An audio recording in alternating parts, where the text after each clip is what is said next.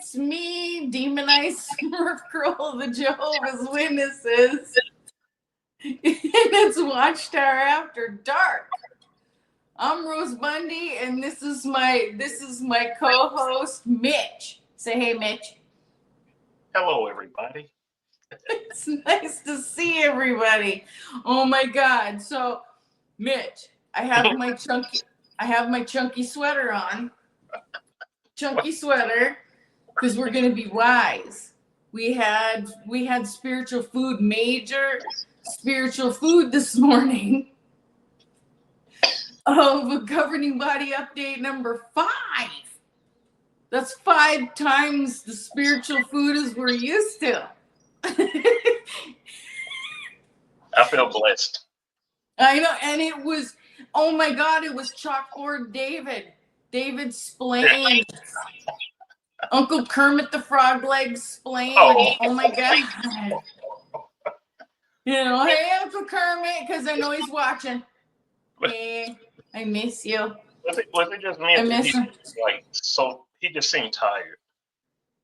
Oh yeah, you know, and he's from Breckenridge, Minnesota. That's how I know him. Is he was his like home congregation was Breckenridge, Minnesota, and so back in the day he had a chalkboard. That's why I call him Chalkboard David. Oh my goodness. He upgraded from chalkboard. Oh, you remember the circuit overseer that would always do the slides back in the 70s and 80s, and he'd do slides? That was him. Wow.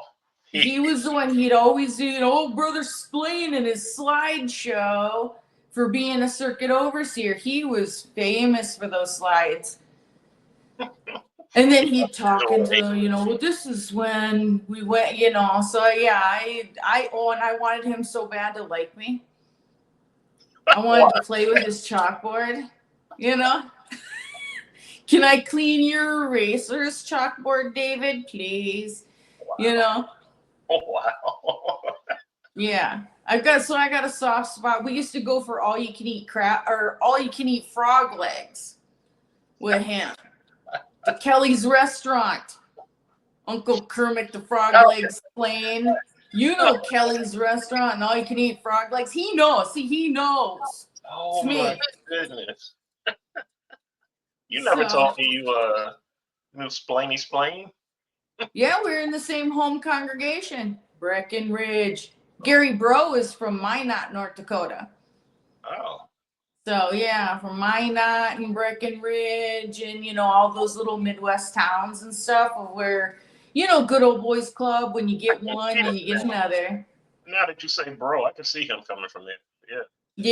Yeah, from Minot, North Dakota, and then like it's like old Madison and Sisseton and Maynard, Sioux Falls, Fargo, all around Fargo, North Dakota area, I love that movie, Fargo. Oh, that's the Witnesses in a nutshell. It is. Wow. Because you know that bag in Fargo with the $1 million? Yeah. That's a circuit overseer bag. And every CO bag fits $1 million in $100 bundles perfectly all the way to the top. If you had $1 million in cash, I can see that. Yeah, that's a circuit overseer bag. Well, who else uses a bag like that? Back then, Fargo time? I mean, well, other than a stupid Jehovah's Witness, did anyone else use those type of bags? Wow. No. It was a specialty item. Yeah, I used to roll with one. So anyway, okay, number 5. So, if he just like with Stephen Lett, maybe hopefully he'll do the broadcast and he'll do, Stephen Lett did it straight across the board. So maybe, Uncle Spleen will do it I kind of have my, I don't know, this is Uncle Tony's chunky sweater. Because he wants to be all chunky like Raymond Franz. Remember Raymond Franz being all chunky? And he was all smart. Crisis of Conscience Part 2. So Uncle Tony listened right along with. I'm sure he was like, because you know, Uncle Tony had to have flipped out over today's broadcast. Yeah. When he's like he was quoting the Unabomber, going, the better the college, the worse the education. That's exactly what Ted Kaczynski, the Unabomber, said. Oh. So he's quoting the Unabomber, and after how many years? That Tony did it? No, just that college has been frowned upon. Oh, yeah. For decades. It's a long time. Because I know, with college got frowned upon in the 70s, Mm-hmm. all the serial killing involving colleges. Especially like when we were teens, they really, they told us to get a trade. Yeah, building kingdom halls was your trade. They were like, go into carpentry or plumbing. But like you said, it was to build kingdom halls. Yeah, learn how to print magazines. That's all you need. Just print magazines, you'll be good. Just learn how to crank, do mops. You can do mops. I must say, people asked me what did I think was going to be next. College slipped my mind. I didn't even think about college. I was saying birthdays. Yeah, I was thinking. I wasn't expecting anything. Like, was I expecting anything? I don't know. I'm just too mad. Like, talk about reparations. People talk about, reparations. We deserve. What are the reparations of? Because I know even my stepdad, Arden Hansen, gave up a college baseball career and a scholarship to Special Pioneer and stuff for 75. Wow. So, and he could pitch like nobody's business. And so even he, who would be 71, the 71-year-old generation gave up college. Yeah. And then our generation, because we were like the same age, gave it up. Then there would be my child is in her 20s, and so she did not, because she was at that point not raised a witness, but I know some people's has. So that's at least 3 generations in my family that I know of, other cousins who have given it up to. Like, I think what I think they're doing, what they're trying to do. What? They're trying to push as many people over the edge as humanly possible. In what way do you mean? Well, I know with Arden Hansen, beards is enough. Okay, like, allowing beards is the same as the governing body saying all the brothers are now, required to wear a skinny suit, like that. Arden Hansen was the #1 guy that was so against beards. Against, like, beards is pagan. It's pagan.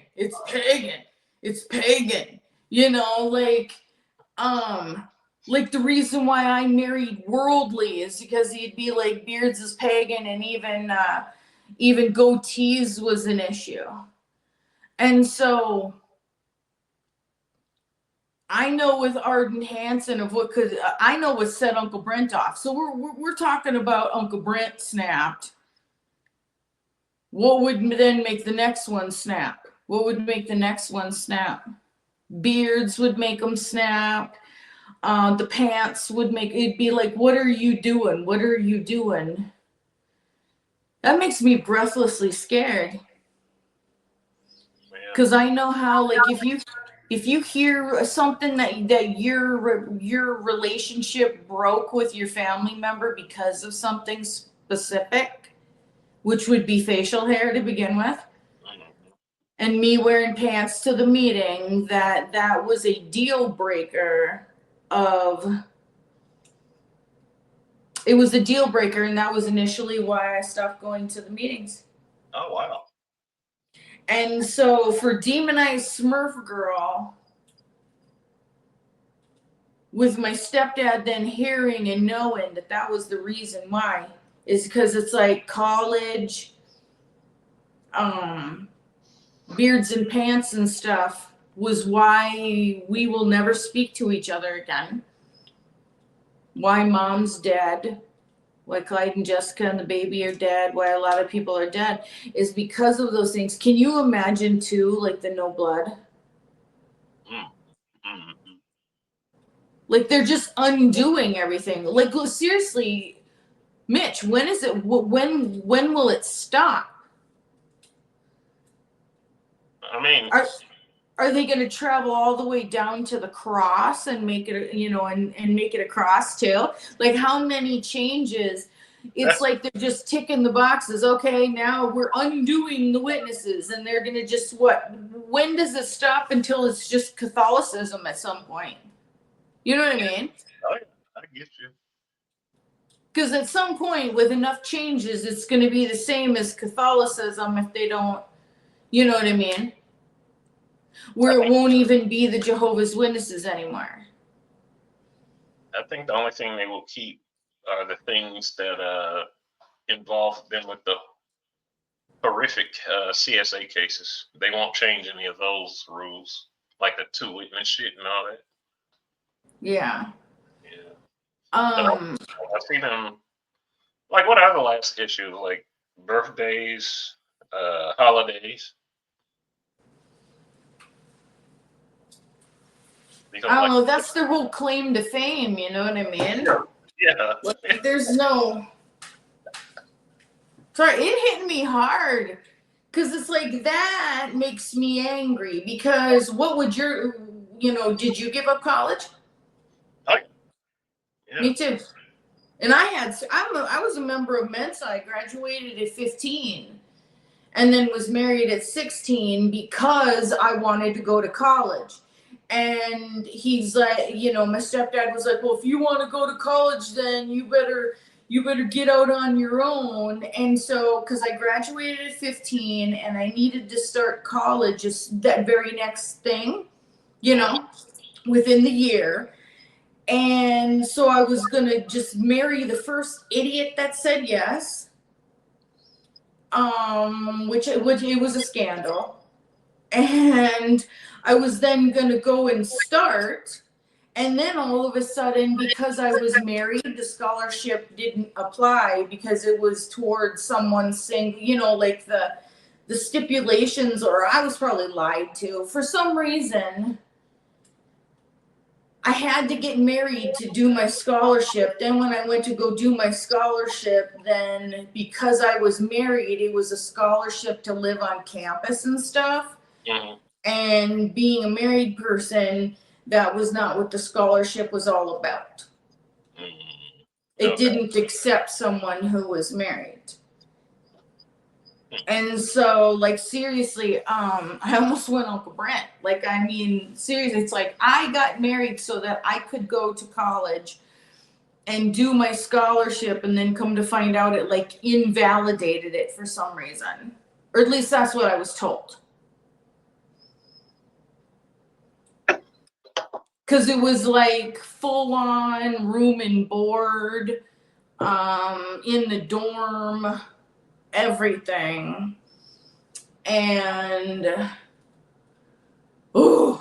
like, seriously, if I knew that I wouldn't go to jail for just windmill arming just a bunch of this, sorry, pardon me.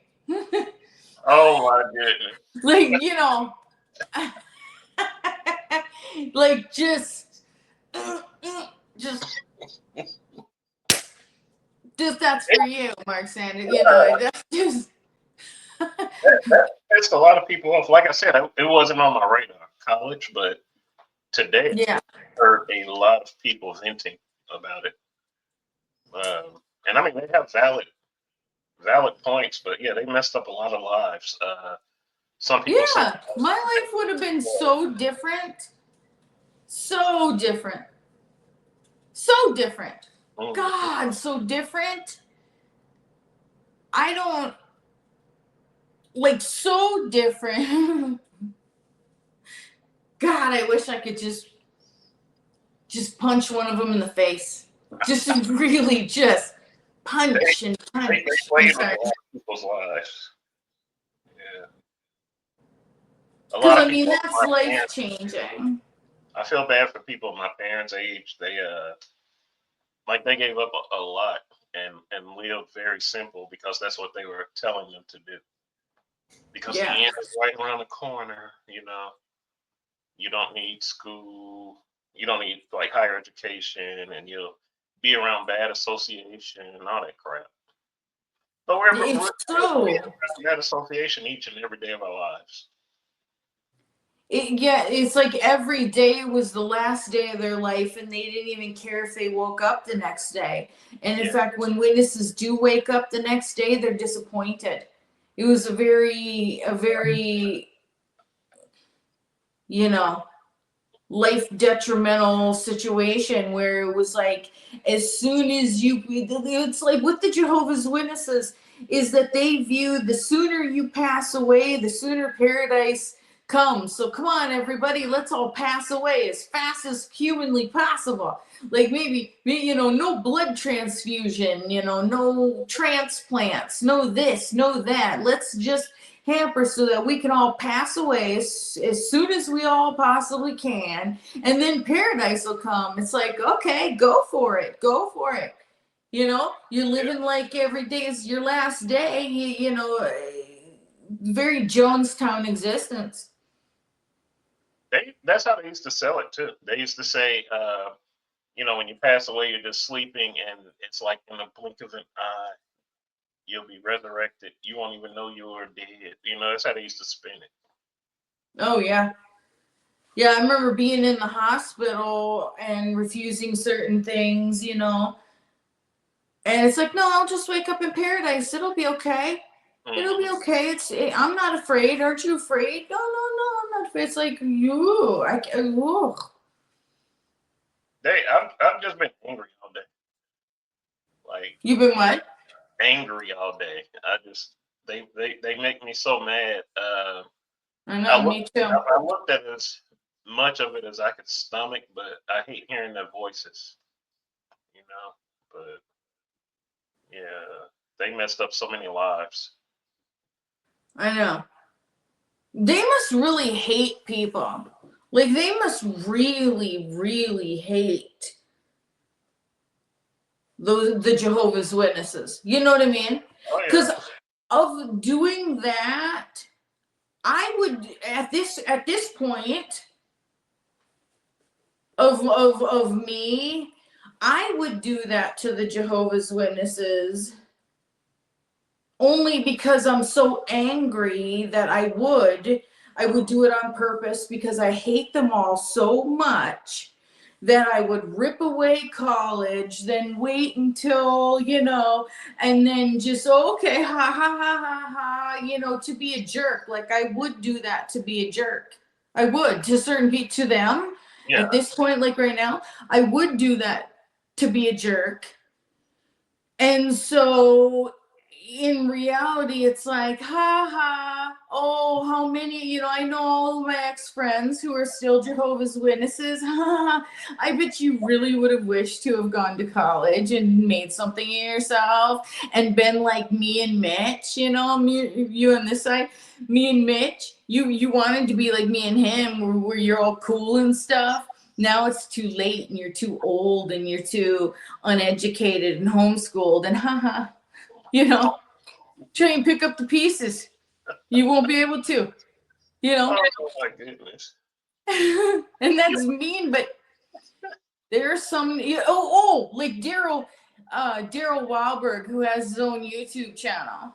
It's like, hey, Daryl, you can finally get an education there, buddy. You can finally get educated. You want to go get educated? Oh, wait, you're like 70. Too late. You know, Don't you go back to college? You probably don't even know how to take an SAT, do you? Oh, no. Stupid Daryl Wahlberg. Quick question. Do you? It made me think of it because you said you hate witnesses. Do any bother you online? Any active Jehovah's Witnesses? No, they know better. They're scared to death of me. They do not mess with demonized Smurf Girl. Never. Never. Never. They know better. Yeah, because it's funny because there was a lot, and they know better. Like I'll get like 500 views on something, and like 3 comments of people that I actually know. And then I'm like, oh yeah, the rest are like trolling witnesses, and they just want to see, but I don't want to say anything because she's like demonized. Oh, for one, also, what's his name? Colin Plummer. Mm-hmm. I did some interviews with him a while back, like maybe a year, a little bit more ago, and he got disfellowship for getting caught doing videos with me. Oh, yeah. And so, yeah, anyone who gets caught commenting or anything with me who's still a witness, that's automatic disfellowshipping offense. You'll be drugged into the library if they find out you've been talking to me. So nobody is too scared to comment, which means a lot that those are all active Jehovah's Witnesses, and they know I'm like, enemy number one, but... I'm so in love with Mark Sanderson, though. I don't think they should see me as an enemy. Like he's my soulmate. He's my soulmate. I don't get it. No, there's something studly about what he did. It's personal. Like it's personal. For my ex to do that, that's more than any ex has ever done for me. In my opinion, where it's like known, where it's like, oh, because people were like, oh my God, him being all Papa Smurf up there, because that if he, knowing it's like he would have went out of his way to be the least Papa Smurf as possible, but he could not have been more Papa Smurf if he tried. Like, what more could he have done other, So what did he do? When he grew the beard? Oh, you mean when he grew the beard? Okay. Yeah, when he grew the beard, and then he was all red, white, and blue tie, and his little chubby suit. he's all stiff and awkward. Oh no, Uncle Tony's got some wise words. He's like, no. You need to grow some balls. You need to grow some balls, Mark Sanderson. That's what I posted Uncle Tony today. Oh yeah, what'd you post? I think I saw it, but what'd you post? I just said this is in case any active witnesses come to me saying we could have went to college at any time. I said this was 2015, how they stood, and yeah, Uncle Tony was pretty adamantly against college. Yeah, it's like they removed my stepdad from the governing body. Everything he stood for, the pants and the this and the that. I don't know what they're doing. Like, it's mind blowing, and I wish I could not think about it ever again. But because it's so shocking, like, I don't know if this just like, oh, now I think everybody's all used to the changes, maybe. But for me, it's like with each change, it's another brick of Watchtower being destroyed. Yeah. And at some point, like what I said is that there's going to be no difference between the witnesses and every other religion on the face of the planet soon. They say it's pure worship, though. It's pure worship. What is pure worship, Like what? Oh man. Pure worship. That seems like a conundrum, when yeah, it seems like a conundrum to me. I don't worship anything. Like I don't Do you know. do you think they are trying to keep members because they're losing so many members and they want to keep the money? I think they're just trying not to go to jail forever. I think that this is their last ditch effort of what my investigators are looking into and my lawyers are looking into. Like, I'm going to say to you, brothers, when I come to you, when my guys when we get our paperwork together and they come to you with a settlement, the best thing is you just shut up and open your wallet. You know,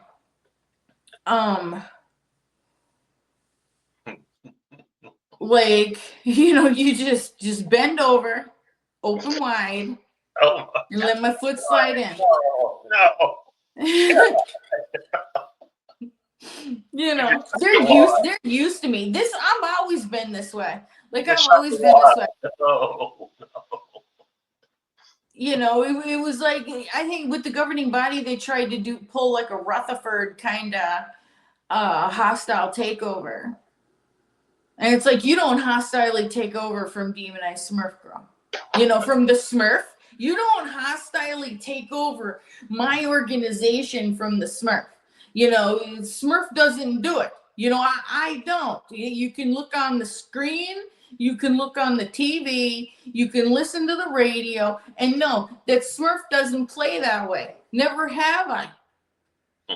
And for them to, I know that they don't like to watch like R-rated movies and stuff, but it's like, boys, you need to start watching a little Breaking Bad, because it's getting real Breaking Bad at the Kingdom Hall, and that is indeed what was going on, and because people say, oh, why, you make Breaking Bad references. Well, why wouldn't Smurf Girl do that when that's the most logical, natural thing for me to do? I send my Smurfs to do things even now. Explain the Breaking Bad for those who might not know. Oh yeah. Oh yeah. We Heisenberg. Heisenberg. Yeah. A little Heisenberg organization going on in there. If witnesses knew, because like, okay, when you left, what was it? What was it that made you leave? What was it that you saw? You were like, oh hell no, I gotta get out. I was tired of like today things changing that they've been so adamant about for decades, and then I was tired of the hypocrisy and yeah. Oh yeah, that'll be our drinking word, hypocrite. Hypocrite. Yeah, I was fed up. I first started turning that way in like May of 2023, and it just got worse and worse. I can't stand the organization. I can't stand most of the witnesses because they're arrogant, rude, hypocrites. Like, yeah. Yeah. Oh, hypocrite. Sorry. Oh. Oh. Yeah, being a hypocrite is a big giant deal for me too. Mm-hmm. Like, just being a big giant crit. Like I don't like being a hypocrite, but it couldn't have happened to a better group of people though, or like a worser group of people. Like, I had put, like, right when you were leaving, I was like, get out now or you're not getting out ever. I think the people that are left, if they haven't left by now, they don't deserve it. Like, they don't. They're hanging on to strings. There's nothing left. How much longer do you think they can stay their head above water? That organization.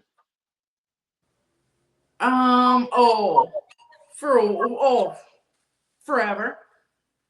You think Because they? I see how they're making money. They make money over more than just donations. Oh, yeah. Like, They're a real estate. Movie making ventures. A lot. See, this is the one thing that irritates me.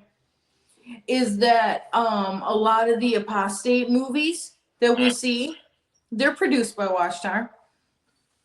They're movies that are based upon judicial files, people's actual stories, merch that apostates buy.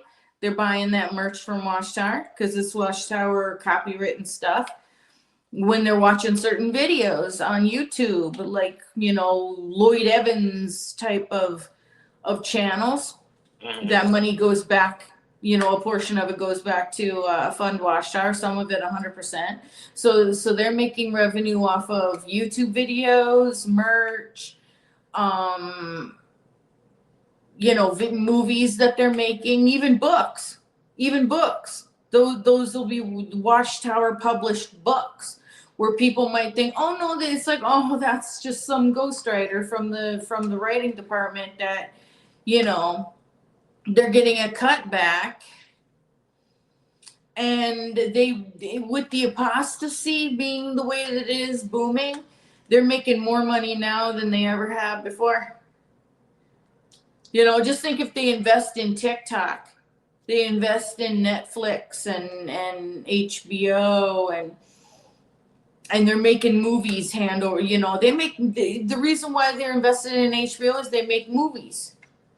They're the top one for making Lifetime movies.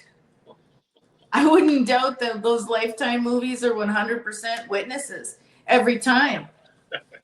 Oh my goodness. Because it's like, I used to be addicted to those Lifetime movies. Why? I'd be like, it's just like at the Kingdom Hall. I swear to God, this is Sister So-and-so. I bet you. Hypocrite. Oh, you said hypocrite. And so did you. But there are certain aspects of myself I wouldn't be such a fighter if it wasn't for what I went through. Like, I actually appreciate as long as it works out okay. I just want to settle. I would like to fight, but I'm just so exhausted at this point that it's like I just, agree to disagree and settle, and I just want to go and be quiet forever. I will fight. Will you be quiet though? What? Will you be quiet? I think I could be, and just, I wonder, would I be able to just be quiet for the rest of my life? And, because people want to know what happened. And I also hold it back where it's like, oh, the brothers know exactly what truth I could tell. Mm-hmm. And it's like, do you want that to go there, brothers? And there's, certain shockers that it's like they would never be able to recover. I don't even want to go there, but at some point, at what point does the Jehovah's Witnesses say, hey, you know what, we really did do her wrong and we need to do the right thing, because boy, that's horrible. Like, how bad does it have to be that how bad, 9-month pregnant women getting chopped up with the machete because of all of this, and they're not just gonna say, hey, we want to, just give you a little something to make your life easier. Well, I can't wait for them to know what this feels like. Seriously, can't wait. Yeah, I don't see them ever apologizing. They're too arrogant. I don't, and what hurts the worst is that I know these men, like they were my heart. I helped choose them as to who I, like,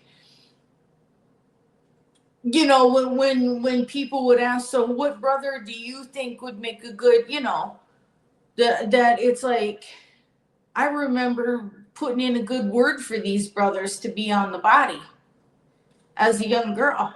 I'm sorry. That if anything were to happen, that I would feel safe if those brothers were on the body. And that's why I know them all, is because I put in a good word for them. Being demonized Smurf girl, you know, of who I thought I could trust and who I cared for. And so knowing that they're there because I put in a good word, and then they're just gonna, like, what, you know, hostilely take over, and that's what makes it worse. Wow. You know, and it's like, I mean, and I almost married Mark Sanderson years ago. Like, you know. What? What? You never told me that. Oh yeah, that's why I do what I do, directed towards him. Like, No. Okay, wait.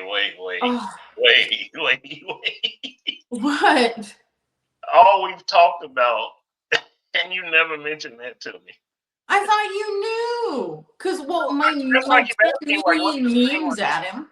I keep asking you, and I'm asking you, like, why do you do this to him? Okay, now I need to know the story. Oh, that's part of what you want to know. See, I don't know. Yeah, like, I don't. Yeah, we had a thing. Like, we had a thing. We had a thing. It's embarrassing. I don't want to do it over Zoom. No, but we had a thing. I didn't know. You don't have to get into detail. This is new to me. Oh, okay. Yeah, no, we had a thing. Mark, we had a thing. And I don't even necessarily remember, you know, it had to do with me going to college, wanting also to eventually have a baby, of which, you know, if you go into the circuit work then, which is what he was doing, getting into the circuit work, it's like, oh, well, you know, like we discussed it, you know, going into the circuit work, we wouldn't be able to have a baby. And I wanted to be able to have at least one, you know, and that was like a deal breaker. And there was just a lot of people all involved, you know, just, you know, a lot of people involved. And,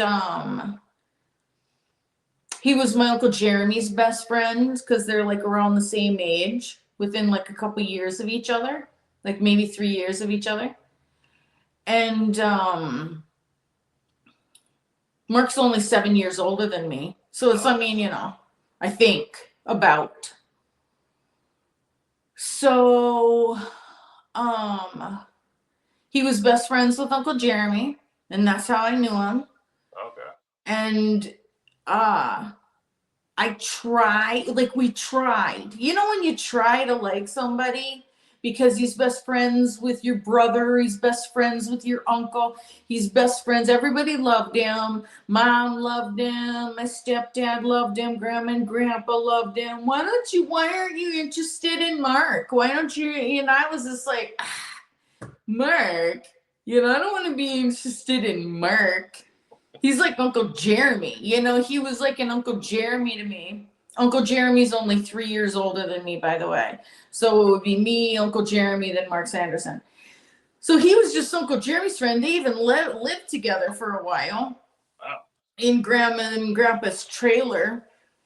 And so I tried to date him because everybody in the family loved him. But he looked, without a beard, he looks just like Uncle Jeremy. Like, you know what I mean? Just like Uncle Jeremy. And that's like a no. So I was like, that was just like a no. But he was such a sweetheart. And he was just, his little heart was on his sleeve. Like, I'm Mark Sanderson with my little heart on my sleeve. You know? And we even partook together because he was partaking really young. He would have been, I don't know, 24. He partook young. What? And so he's like, I think it was the first, he goes, I think I want to partake at the memorial. I'm like, me too. Let's partake together. Well, I did it as an apostate, and he did it as a believer, as like a crash in the memorial. And I was like, so we both partook, but I did it as an apostate, and he did it as like him thinking he was faithful slave. And I'm like, are you shitting? I remember looking at him and saying, are you shitting me, Mark? You're 24. No, I think I'm anointed with Holy Spirit. I'm like, you're anointed with holy shit is what you are. Just holy shit up to your head. But he really thought he was of the anointed. And I did it as an apostate because I thought he was doing it as an apostate. I was like, you're not doing this as no. And he got all offended. And then he called, well, that was how we broke up. He called me worldly. He's like, you're teetering on the precipice of being a full-blown apostate, you know, partaken as a statement and like, you know, trying to stick it and, you know, stick it to your family and this and that. You know, you shouldn't be using partaking at the memorial as a symbol of defiance against your parents, you know, like, I'm like, shut up, Mark. And so then we never spoke again. It was when I partook as an apostate and he partook as anointed, that was when it was over. I think we tried one last time, and then I then real quick married somebody else. So we tried. We definitely tried, but he would have needed to grow a beard.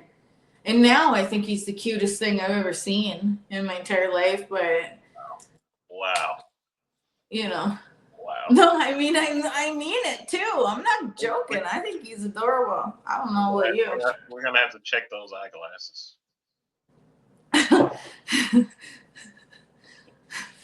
You just blew Why? I don't even know what to say. You just blew my. Wow. Wow. No, beauty. No, because he used to say that all the time. Beauty is in the eye of the beholder. And I thought he was lying, but no, that, you know, beauty is in the eye of like 11. No, I'm trying to think of like 10 figures. You know, like how many 11, 12 figures. That then he'll be the sexiest man alive, depending on how many zeros are on that check. Next, you're gonna tell me you like Brother Loesch. Oh, Garrett Loesch. Meow. My grandpa West, he used to go, meow. I'm Garrett Loesch. I'm Brother Loesch. Meow. That silky hair. Meow. Silky like a cat. Oh. No, Garrett Loesch is something else. You meet him in person. Garrett Loesch. What about Jeffrey? What do you think about him? Jeffrey Epstein? No, Jackson. Oh, Jeffrey. Mr. Luau. He went to one of my luau's. Like, there's a video. I'm pretty sure that's my luau that he's at dancing at. Or, you know, there was another one. I was known for luau parties. And, you know, Jeffrey Jackson was the first guy that I know of, like in our congregation, to grow a goatee. He was known as Jeffrey the Goatee Jackson. He grew a goatee in like maybe 92, 93. He, you know, briefly grew a goatee in defiance. And so he was one that had grown facial hair in the past. It was all like mustaches, the mustache 80s, we called it. Growing mustaches in like 1989. Porn stash. Yeah, that's what it was. and there was a bunch of them that grew mustaches. Mark grew a mustache. Jeffrey Jackson grew a goatee. Like this was all from like in 1989, 1990, all the way to like 93 that I know of brothers when they were younger in their 20s trying to grow facial hair. And now here they are in their 50s and 60s of wanting to grow a mustache in the 80s. And now here we are 2025 and it's like, well, now what's the point? You're finally sexy? It only took you like, it only took you like forever. What about the newer ones? Like Brother Cook? I don't give a crap. It's just weird to me. I don't know. The three new ones just seem weird. Yeah. Cook, Flegel, and what's the other one name? Winder or something? I don't know. I think Flegel's from the St. Patrick Kingdom Hall here in Tucson. I remember Flegel.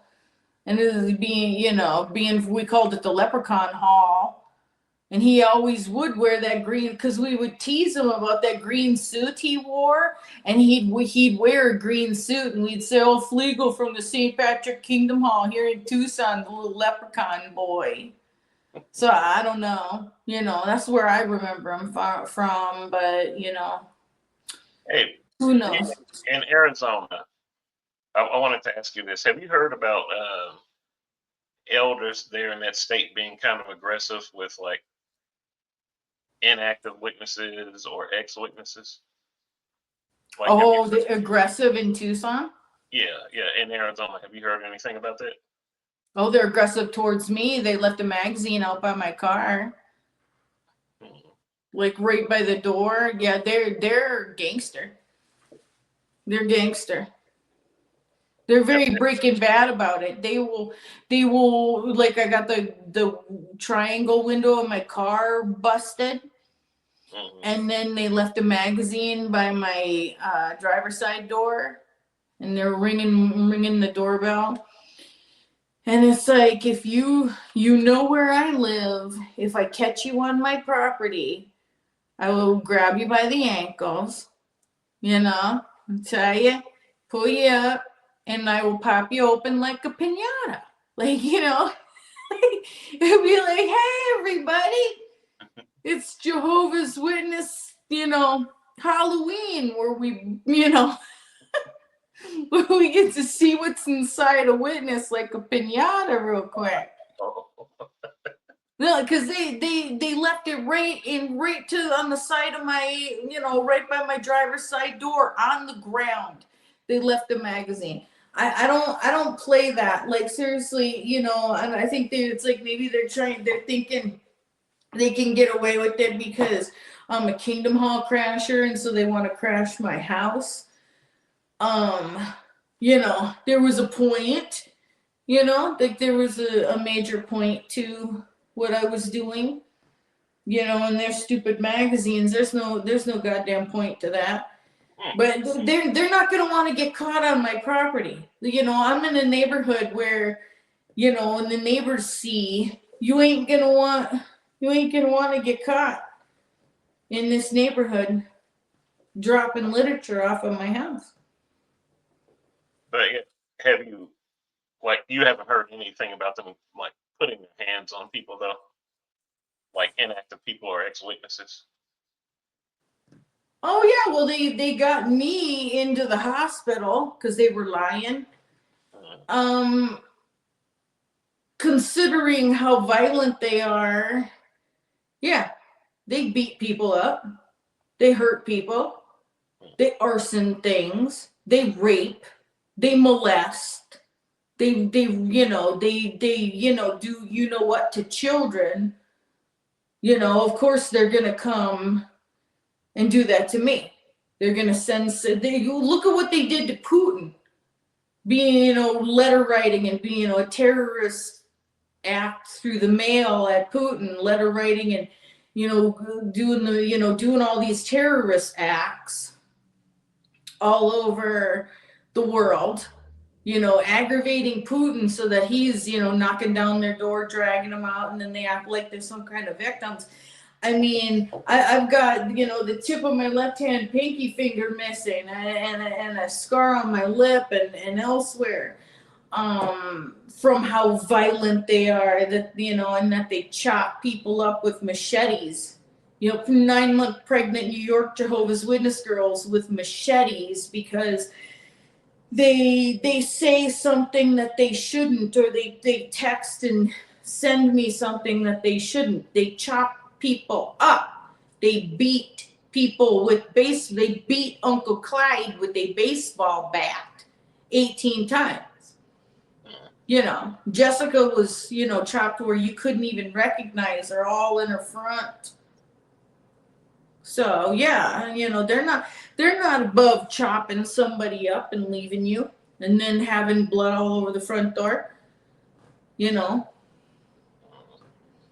I've seen it myself. I've seen it multiple times. Like, I can go back through my photo albums and, if you happen to be a second witness and you didn't do the right thing, the second witnesses are the ones that are taking the fall, of which I don't mind. I'm like, oh, there's another second witness of mine that didn't do the right thing. Ha ha ha ha ha. And I sit back and I actually laugh because it's a witness that did not speak up, that didn't do the right thing, that sat on information. And I'm naming all my second witnesses. So it's like, and it's going to be in court. So, with these certain Breckenridge, Ortonville, all of Tucson, if you don't speak up about me, if you don't speak up, you're going to be named in the lawsuit, and I've got photos of you, I've got recordings of you. I've got police reports of you, multiple court cases. They're named in a bunch of different court cases. So is that why you hate witnesses so much? Well, yeah, you can only chop up so many pregnant women without, looking the other way and not, because it could have been me. Because I know that's why they weren't doing anything. They more than likely didn't suspect Brent would do it to Jessica. Well, because I know what they were thinking. Oh, well, she's the one who's an apostate. So if Uncle Brent goes nuts, he'll probably just chop her up. Ha, ha, ha. No, he didn't. Because he knows better than to do it to me. And I went to him and said, if you think, if you think you're going to do anything to me, I don't think so. And they were sitting back like, oh no, we're going to let Jehovah take care of it. And hopefully Uncle Brent will go after me. And he didn't go after me. And he specifically told me that he was going to go after me. Or he had somebody else tell me, actually, through a third party, that he was going to do it to me first. And then when he saw what a fighter I was and that I was fighting on the right side, he changed his mind. So it would have, if I hadn't have been smart enough, it would have been me. And did they do anything? No. So turnabout's fair play. Turnabout is fair play. And we talk about, we're going to, talk about love and politics too, Yeah. Love. What's that? Yeah. You mean when we shun each other to death? Is that love? No, not that love. But what do you think about what's going on politically with the country? Like people wanting the Epstein files. And well, okay. I was just. It's all connected. Okay, I want from your perspective. I know what I'm saying is 100% true because it involves me. But when Jeffrey was arrested, and then he a month later kills himself, the progression. We had started Kingdom Hall crashing, and he gets arrested, and we're calling it, pedophile paradise, and he's got a pedophile island. And as we're crashing, he gets arrested, which is what I was wanting. He gets arrested, kills himself, and immediately when he kills himself, they said, oh, no will, no will, which means who did he will Watchtower to? It's in limbo. As soon as he killed himself, that's when they stopped doing the magazines because the owner was dead. And, you know, the owner of the island was dead. So right as soon as he died, they stopped doing the magazines. And now they're, ever since that moment, you know, immediately after is when COVID happened. He killed himself. COVID happens. Fauci is his uncle. Or Ghislaine's uncle. Doesn't matter. Uncle. He's uncle related to them. Ghislaine and Jeffrey. The uncle to them is doing COVID. And while COVID's going on, they're preparing the witnesses of no more, you know, now it's 6, now it's 4, now it's 2, now it's none. New magazines. Don't report field service. Jeffrey was the owner and he's dead, and the results of what they're doing right now is the results of what that would be. What else would it look like? That's what it would look like. Is, you know, Jeffrey, you know, having, you know, majority ownership, and he dies and they don't know what to do. And so they start to panic. They start to grow beards. They start to just, it's a panic. And they should be panicked because you brothers need to know that I and others have been talking about this for a long time, and that Hollywood knows, the people on Jeffrey's list know, I know, a lot of people know, all the actors that did those things, that portrayed these Jehovah's Witnesses in Hollywood leading up to this, know who they were portraying because they did it, you know, to a T. They know they were portraying certain individuals. And that's all who's on the list, really. Is like when you go down the list, when I go down the list, I know, like with the Chucky movies and stuff, of who all represents what. And when I look and I see certain people, I'm like, oh, I remember, you know, like, it's hard to explain. Like when it's already been movied and it's like, oh, that actor on the list of when he's hanging out with Jeffrey was making movies about the organization. Like imagine the owner of Watchtower knowing the dirt on everybody and being like, hey, that would be real funny. You know, let's do a show based upon somebody. You know what I mean? And he would then hobnob with those celebrities and then make a movie about it, like all these EXJW movies. You know, there's actors that are playing these, you know, and they know who they're playing. And so then those actors get put on the list because that's who he was hanging out with. Mm-hmm. It could be an absolute Hollywood Watchtower disaster. It really could. Like it makes me feel like I'm gonna have a heart attack because like when you start to unravel,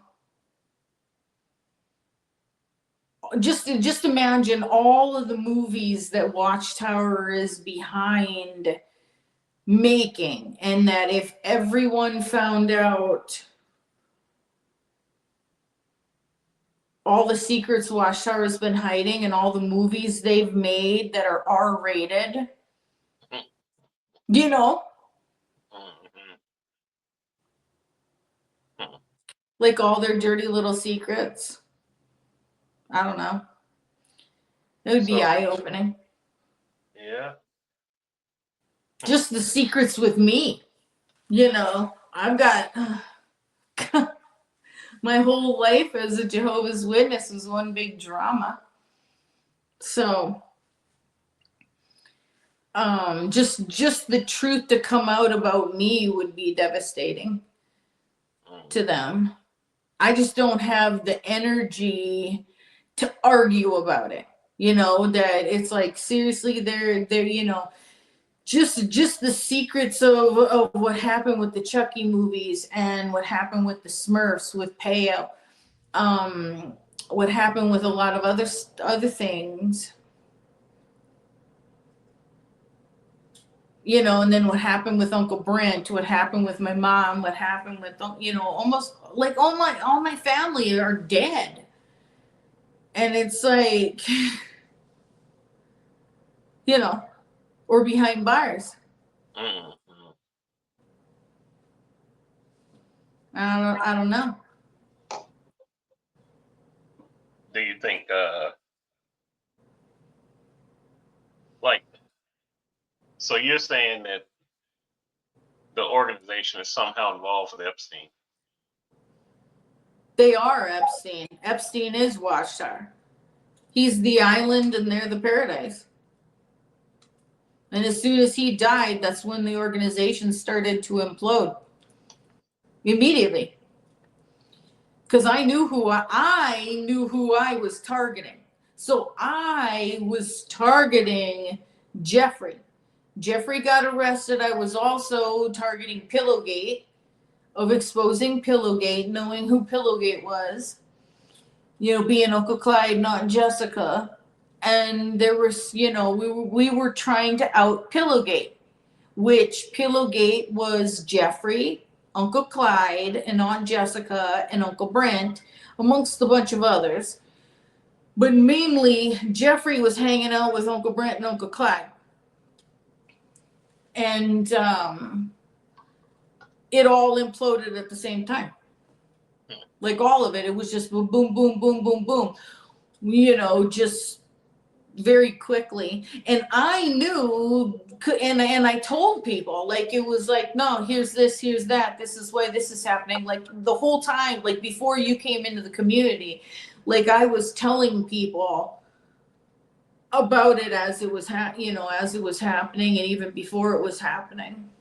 So you missed it, Mitch. Like, no, like, you know, because I'm like, no, I am going to expose the owner of Watchtower, is what I said. I knew it was Jeffrey, and I did it, and this is the outcome. Mm-hmm. And so, yeah, I mean, I told everybody, I said, oh no, you're gonna find out real quick who the owner of Watchtower is. Just, you know, give me what it took me, like a year and a half, maybe 2 years. The end of 2016 to the end of 2019. By the time Jeffrey was arrested, it didn't take that long, because, you know, the court process. Mm-hmm. And all of his court cases, all the documents, my name's in those documents. Like, especially the older ones. But, you know, I know it's a shock to people, but it's like, I was very specific and said, I know who the owner of Watchtower is. And at the time, if I would have said it before 2019, said, yeah, it's this guy named Jeffrey Epstein, you wouldn't have known who that was at all. He wasn't in the news. I could have said it. Jeffrey was also the last one seen with Christian Longo back in 2001. That's how it started. If you go back, Mm-hmm.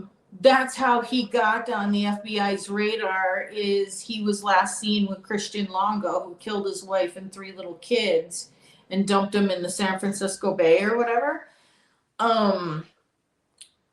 He was last seen with Christian, and Christian was running to the island. He was running to the islands, and he got caught. And then I called and said, because I was still a witness at the time, and I said, well, he was last seen with Jeffrey, you know, when that happened in 2001. And it was like, I think there's something up with Jeffrey. Like, you know, that 2001 was when I thought, I think there's something to deal with Jeffrey. And I had to fight to get out too. Like, I didn't want to be in a suitcase in the bay, and I didn't want to be a machete. Yeah. And then my best friend Lauren Stewart killed her whole family too, and herself.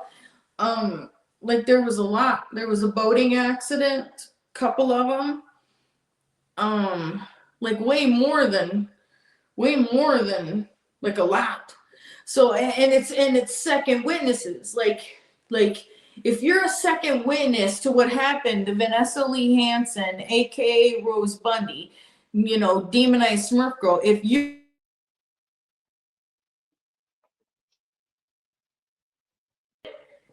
Okay, we're back now. am I muted? No. I think I'm muted. I can hear you. Can you hear me? Oh yeah, I can hear you now. Oh, yeah, I hear you. But yeah, if you're one of the second witnesses of the demonized Smurf, of anything from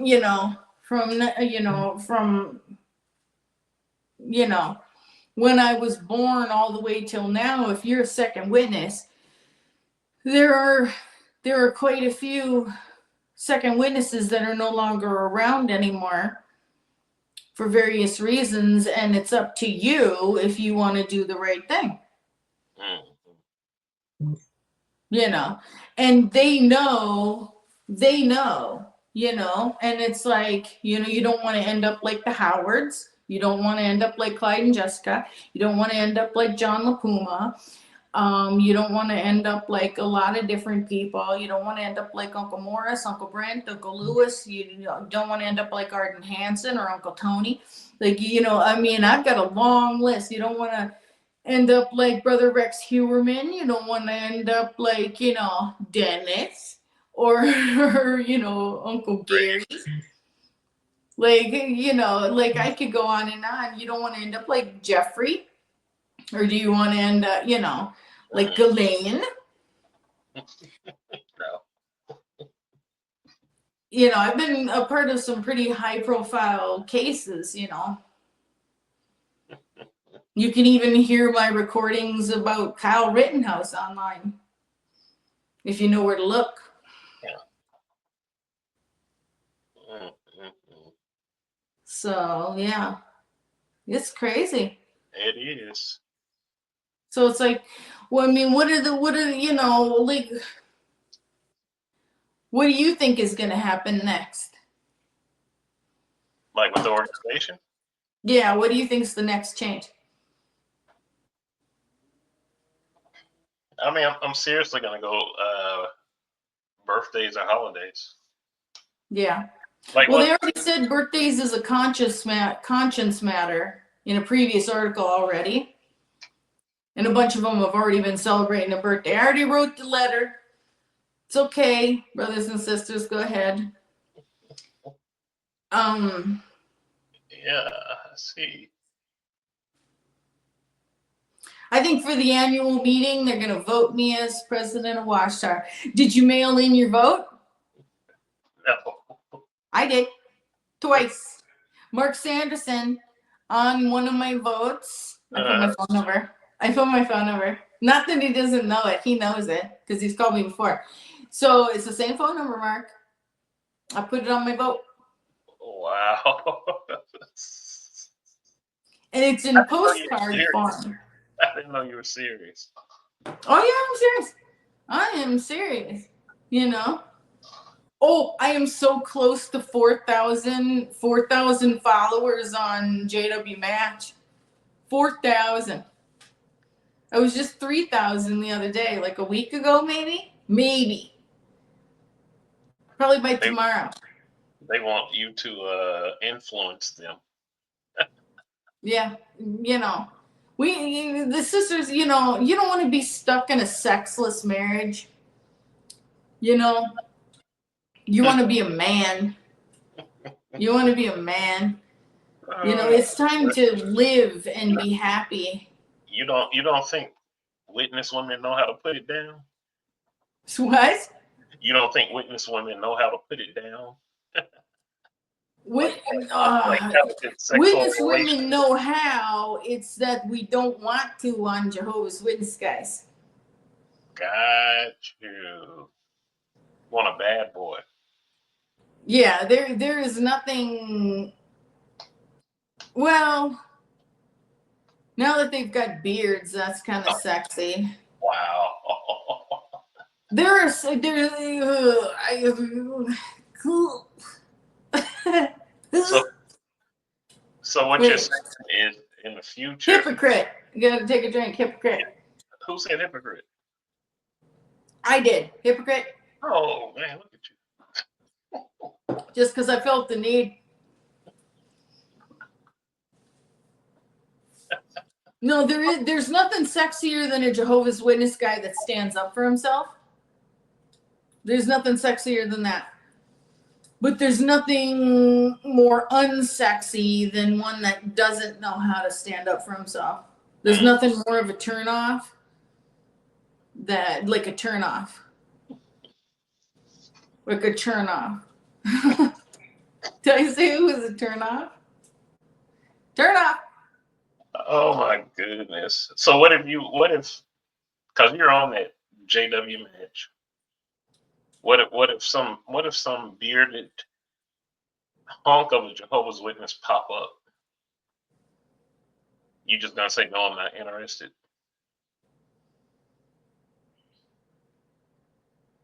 I don't even know. I'm so damaged. I don't. What if he could fix you? What if what? What if he could fix you? Then he's a bigger moron than what I think. He might be able to give you some new light. Yeah. Ugh. No. I've never said this before, like I'm emotionally unavailable. I'm like so emotionally unavailable, it's not even funny. Like just I'm so yeah. Ugh. Except for Sanderson, apparently. Except for what? I said except for Sanderson, apparently. I know. That will know. See, then I'm all happy. Wow. Mark Sanderson. I got a history with him. Like there's a history. There's a history. He's such a jerk. Just a jerk. Like he's a jerk. Wouldn't that be awesome though? That's the only way to save anything too. Like how could they save it? Right now it's gonna go down. Once the Epstein files and once my stuff starts going into court, that's all she wrote. Like once you like if I get up on the stand, how do you think I'm gonna be? I'm gonna look them in the eyes. I'm not gonna be some, like imagine me on an Australian Royal Commission where I'd be, on the stand and I'd be pointing, I'd be like, no, that, with Uncle Tony Morris, and this one and that one and that and that, and here's a bunch of pictures, and we can just have a big poster board of this and this and this and this, and let's get your birth certificates, and let's see where you've all lived, and all these different things of look at how, of all these crimes that people have lost their lives in Breckenridge and Ortonville and in Tucson and this thing and that thing. There's not a leg they can stand on. And I can't believe that there aren't more people upset about it that just kind of shrug it off like it's nothing. Yeah. But there's so many that are so guilty that I know that there are a lot of people in the congregations that it's like, if you want it all to come out in my judicial file, what's that going to look like? And if I were you, I would encourage Watchtower to make the quickest settlement with me just to save your own skin.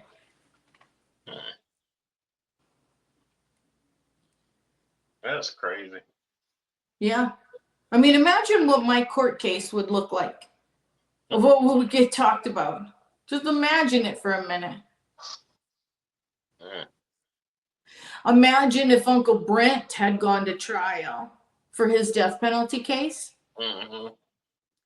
Imagine Uncle Brent if it had gone to trial. And I got up on the stand and I started to explain, as Uncle Brent explains, me and Uncle Brent had the same exact story. And my story was backed up on YouTube. Where it was like, no, I, what Brent was saying was true. And I said, yeah, it's on YouTube too. Before it, before everything, to back it up that was said ahead of time.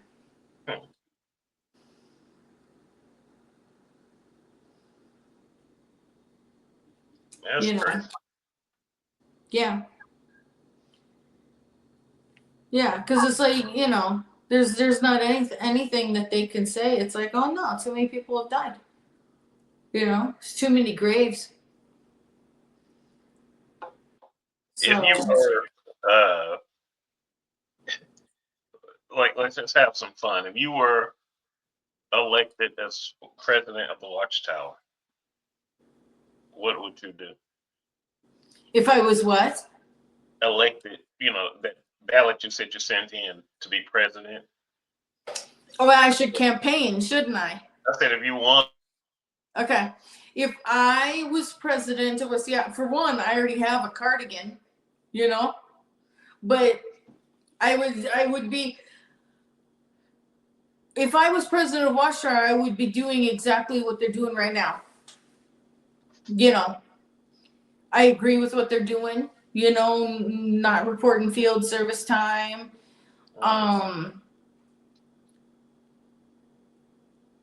I don't think there's much else I would do. Other than the college education. And I would, if I was president of Watchtower, I would go through those records with a fine-tooth comb myself. Mm-hmm. Me knowing, that I know a lot of the core. I would start with, and work my way out. And I would make a standard of any abuse that I deem, that there would be like a standard amount to be given without any trouble, without any need for lawyers, without any, as I find them, be like, here's X number of dollars, of what they wanted for the Royal Commission, I would just do. And I would also do things to help the organization make money, of which I know that I could. I've done it in the past, billions and billions of dollars, including the Chucky franchise. Help the organization make money to recover, make it a legitimate charity, the best one that's ever existed, that actually helps people, isn't just lip service. That it would be the standard, the gold standard for charities. That I know that if they ran, if the witnesses ran a soup kitchen, they would feed every homeless person in town before all the other ones opened up. They'd be so efficient, and they help. I would want to help people get up back on their feet who are homeless. I would want to help people.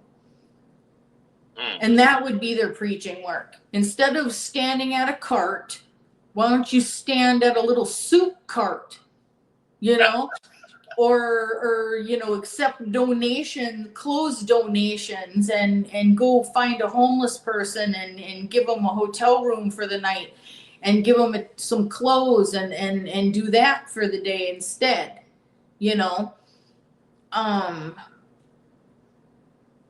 What do you think the governing body would say? What? What do you think the governing body would say?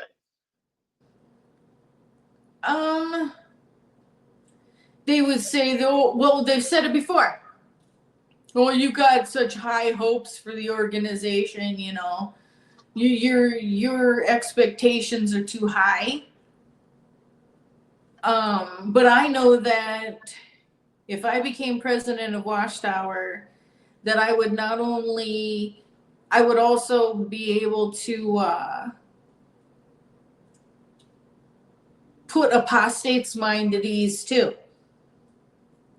You know, where it's like, don't worry. You know, like, would you worry me being president of Watchtower? No, because it would be like, I would have everybody's best interest at heart. I would connect families back up with each other. That would be my first. That if you don't call your family to check on them, you're going to be disfellowshipped by the next meeting. You know, I'd be like, who's your family members? Reach out to them. I would fix that probably first, is reconnecting people. And that if they didn't and they were being self-righteous and a hypocrite, that they would get disfellowship for being a hypocrite.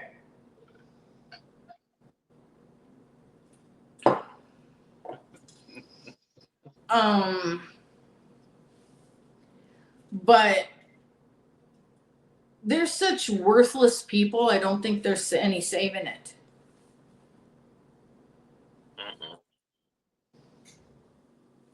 Nope.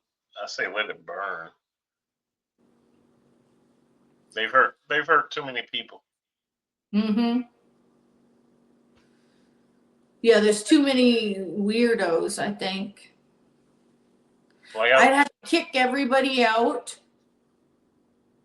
I would kick everybody out, and then I would flip-flop it and extend the invitation to the apostates, for the apostates to return. And I'd kick every current witness out and say, hey, apostates, this is what let's turn this into an amazing charity of ex-Jehovah's Witnesses. Let's make it the way that it should be. And just kick all the current members out and include apostates. And it would be, because we are really the true witnesses, because we're the ones that care. Current witnesses, they don't care. They just sit back, oh, well, whatever. It's like, no, we actually want to fix it, whether we're a part of it or not. You know, I don't even know why I'm fighting to fix something I'm not even a part of. That's what I'm saying. Yeah. Because it's like, we don't reap the benefits. Like, I'm like, we're, you know, if you want to be an apostate to help fix the organization, who are you fixing the organization for? You're fixing the organization so that your abusers can have an easier time at life. Like now our abusers can go to college. Isn't that wonderful? Well, our abusers can now go to school. So now they'll be what? Educated abusers? Lovely. Yep. You know, oh, now our abusers can wear a beard and we can't recognize them as easy. You know? Oh, hate those people. Mm-hmm. So, I don't know, I guess it's either one or the other. Either we fix it or I hope it implodes all the way and it just crashes and burns, because there's no in between. But it's like Die Hard. You just walk away and it's like, you know. I want it to fall. Well, if anybody can do it, Demonized Smirk Girl can. I've done it before. It's just, you know, it's a shame what they did to something. Mm-hmm. Because it used to be so good, like going to the assembly and the food and the Danish before the wooden spoons and everything. It wasn't that bad. You know what I'm saying? Yeah. You'd get that tingle and you'd sing the last song at the assembly. There's fond memories of it too. Yeah, yeah. And it's a shame. I would love to be a part of it. One of my most popular posts on TikTok is the one where I'm talking about the food at conventions we used to have. Like I posted it over a month ago, and we got like 25 comments today. Oh, that's good. Yeah. That's real good. Witnesses like to eat. Yeah. Yeah, I remember when the food was made free and they stopped doing the little tickets. Mm-hmm. Yeah. That was one of my ideas. Mm-hmm. It was a bad idea. It was a bad idea. Why? Because I thought, because I had made the comment, I was like, the tickets are such a hassle. Well, I bet you they'll probably overcompensate and put more money in the contribution box if you give the food for free. Come to find out, that was not the case. They did make the food free, and instead donations went down, and that's when they stopped doing food altogether because, it wasn't a money-making venture anymore. Mm-hmm. Making that food free was a bad decision. Yeah, it was a hassle. Yeah, they took advantage of it. I hated making food at conventions. Yeah. And I went to Hoagies. when I was a teenager. I went to the big one in Houston. They were like 50,000. Imagine feeding 50,000. We were making those roast beef sandwiches all morning, man. Yeah. God. Just an assembly line. Buns. Them stupid gloves, the loose gloves. Yeah, I hated those gloves. Yeah. Those like raw meat gloves. I hate to wear them. Remember the corn chip salad? Corn chip salad. That was good. God, that was good. The meat. Where was that? What? That was a Midwest thing. Did you not have corn chip salad? No. Oh, it came in a little red and white checkered little thing, like hot dog tray, and then you put corn chips, and you put meat and cheese and lettuce. God, it was good. That was in the 70s, though. I guess it was a Midwestern thing. Yeah, it could have been a Midwest thing. Yeah. It was good. Would you just have, what kind of food did you have then? Way back. Yeah, the hoagies, they used to make, now every once in a while I like this, they would have a chicken thigh or chicken breast and a piece of bread in foil. They used to have that. They had burritos. Oh, the burritos! Oh, I forgot the burritos. One time, like a dumbass, I ate a burrito and chocolate milk at lunch. It was like Taco Bell. I guarantee you Taco Bell was created because I know Arby's, the roast beef was Arby's. In case my phone's going dead, so in case I go away, it's because my phone died. So you could just stop the recording then. Well, we've been on almost an hour and a half. How much Yeah. Well, should we probably wrap it up? We'll talk about food next time. Yeah, let's talk about food next time because it's a huge conversation. Yeah. I know. This was a heavy one, man. I'm sorry. This is what Watchtower After Dark. I get dark on Watchtower After Dark. We talk about the hard topics, I'm sorry I did all the talking, Mitch. This is your show. Sorry. You're used to it. I'm just See, he's a good guy. He just sits there and he just nods his head. He ain't even listening to me half the time. I am listening. I see that glazed over look on your face. Oh, you know I glazed over look. You fell asleep during the meeting. Double fisting it, man. Oh my God. Me too. Oh my God. Yeah, I'm feeling real good. We're totally awake. I had 3 of them. Now I only have 2. That is hysterical. You're funny. You said you had this glazed over look. Yeah. We just can't vape it fast enough. We're waiting for the new system. We want it to be here really quick. Just vape away your problems. That's why God, that's why I've been letting you talk. You haven't watched me. I've been going to both of them. No, no, because I was too busy doing it myself. Like this one. Like an hour and a half, and I'm like feeling good. You're terrible. This is great.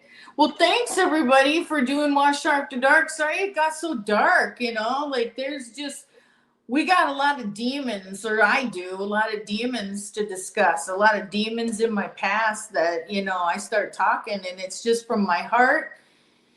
No script, no nothing. And, I hope I made a little bit of sense. It's just, I've been through a lot of trauma, lots of trauma, lots of death and trauma and they're just acting like nothing happened. And it's like, how in the world can they act like this all didn't happen? Nothing to see here. Yeah. So hopefully soon, we'll keep you up to date and we'll see you on Tuesday. And we love you. Me and Mitch, we got your back. Yeah. And soon we'll be live. Like we won't be recording. We'll be live soon. I have to work out all the bugs. Okay. Yeah. All right. Yeah. And then you can triple fist your vape. You'll be like one of those little seals. Just doing. I like being on the show because I don't have to do a lot of talking. Yeah. I know you didn't I have to talk a lot, but with you, I let you talk, and I'm just over here like. I know. I'm sorry. No, don't apologize. I like it. It's like my Watchtower After Dark daily diary. It's like, no, I'm in the Watchtower Big Brother house, and I don't know what to do. Samuel Heard's being a jerk. That's what I feel like. It's like Survivor, Watchtower Survivor. Well, next time we'll keep it a little light. We'll talk about food, and I want to hear about like the dirty things that you knew happened in congregations. Okay. Because a lot of people ask about that. Like, they're shocked when I tell them, like, it's been wife swapping stuff and all that crap, Yeah. And people are shocked. Well, I mean, come on. You don't think that I didn't? I mean, I can tell you. That's why I said next time I want you to get into that next time. Smurf Girl wife swaps.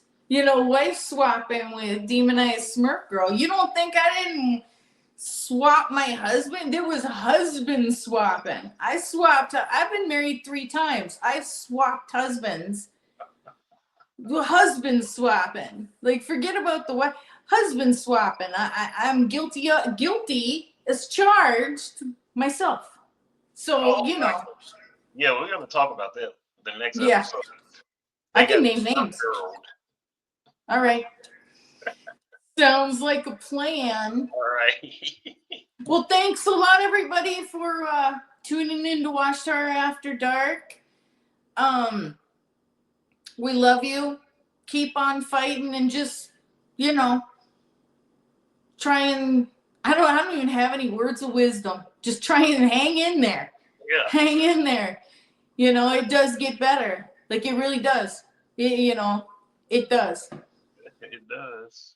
And thanks, Mitch, for being a great, sport and a great partner in this. My partner in crime. That's right. You're very welcome. All right. All right. Thanks, everybody. Have a good one. Bye.